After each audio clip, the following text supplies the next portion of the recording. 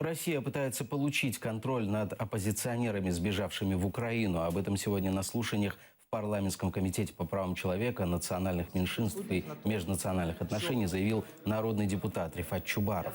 Россия требует от Киева выдать россиян, нашедших здесь убежище. Среди них большинство мусульмане, которых ФСБ обвиняет в экстремизме и терроризме.